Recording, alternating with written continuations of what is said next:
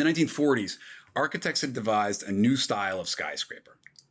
Instead of distributing weight throughout the building with widely spaced, load-bearing columns, trusses, we talked about in the first chapter, would shift the burden of that weight to a central core of elevator and air shafts made of reinforced concrete, and then to the outer walls of the building. The buildings would be lighter and cheaper to build, able to take on bold new architectural styles, and without all those load-bearing columns, they could offer big open floor plans. The only problem was that the new buildings violated every major fire code in New York City. After a wave of disastrous fires in the late 19th century, New York had started requiring that high-rises be built with heavy masonry tiles to protect load-bearing beams, water standpipes on each floor for firefighters to hook their hoses to, fireproof walls at regular intervals to compartmentalize the fires, and reinforced air and elevator shafts to stop fires from spreading between the floors. As this next generation comes along, O'Hagan writes about it, builders, developers, and designers began to charge that we in fire protection were guilty of overkill, that we were adding unnecessarily to the costs of construction.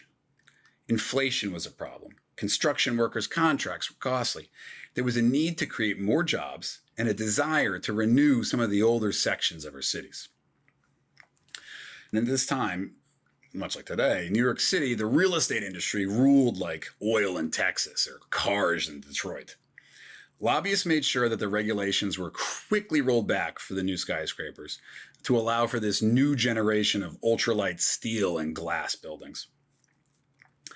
He was a self-taught expert on engineering and architecture by this time, and O'Hagan quickly spotted dangerous flaws in the new buildings.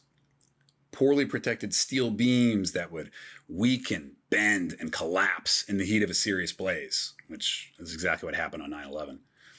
Thick, climate-controlled windows that radiated heat right back inside the building and were almost impossible to break to vent the heat and smoke. But O'Hagan also knew that as meritocratic as the FDNY was, it still relied on the politicians of City Hall for funding. City Hall politicians who in turn relied on the real estate industry for the tax base and for the campaign contributions that kept the mayor, the borough presidents, and the city councilors in office.